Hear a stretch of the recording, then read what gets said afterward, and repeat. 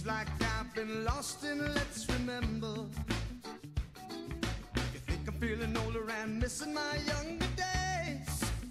Oh, then you should have known me much better, 'cause my past is something that never got in my way. Oh no.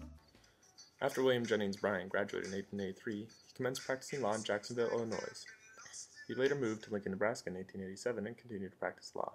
Later, elected as a Democrat to the 52nd and 53rd Congresses, he then unsuccessfully ran as a Democratic candidate for president in 1896, 1900, and 1908. He later established a newspaper, The Commoner, in Lincoln, Nebraska in 1901. From then on, his career consisted of editorial writing for The Commoner and delivering Chautauqua lectures until he was appointed Secretary of State in the cabinet of President Wilson and served from March 4, 1913 until June 9, 1915. When he resigned because of Wilson's decisions towards involvement in World War I and resumed his former pursuits of lecturing and writing.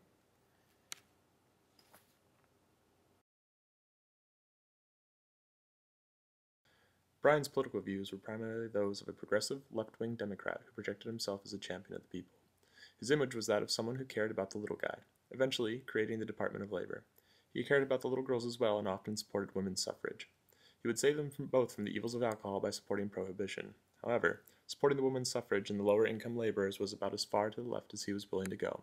He was a constant and steady supporter of the Jim Crow laws. It is presumed this is because a number of his loyalist supporters were white Southerners.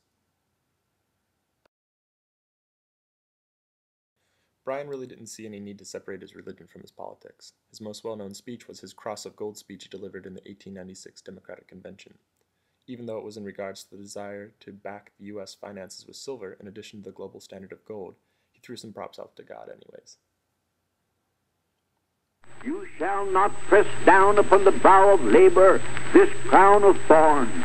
You shall not crucify mankind upon a cross of gold.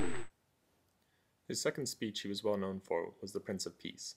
In it, Bryan stressed that religion was a solid foundation of morality, and that individual and group morality were the foundation for peace and equality. He was inspired by a study released, which talked about how of all the people who entered college with religion, nearly half left college with degraded or no religious beliefs at all. Worrying about the leaders tomorrow, the Prince of Peace became his most widely heard and personal favorite to deliver on the Chautauqua circuit.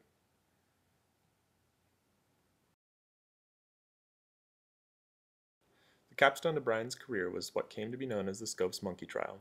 A schoolteacher by the name of John T. Scopes in Dayton, Tennessee was persuaded to test a law that had been put into place making the teaching of evolution, or Darwinism, illegal in public schools in Tennessee. It turns out it was by and large a publicity stunt by various interests.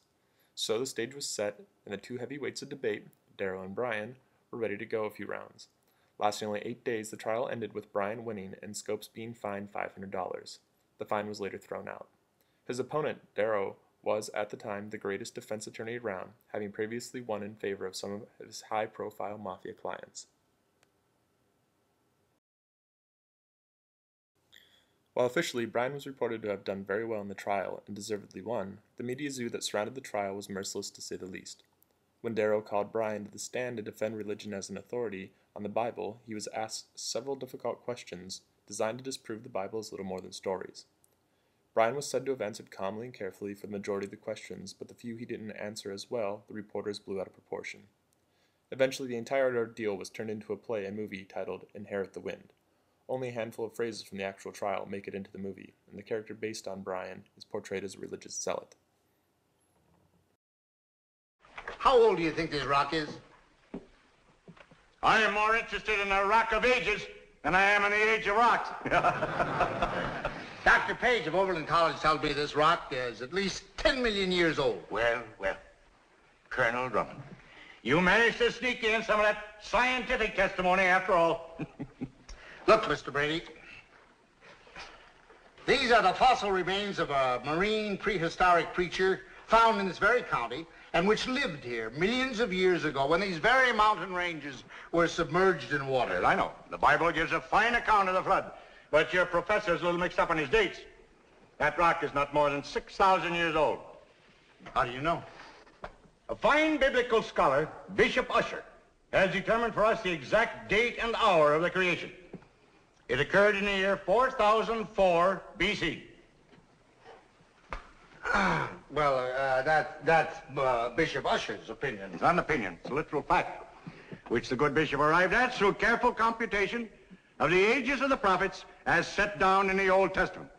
In fact, he determined that the Lord began the creation on the 23rd of October, 4004 BC at 9 a.m.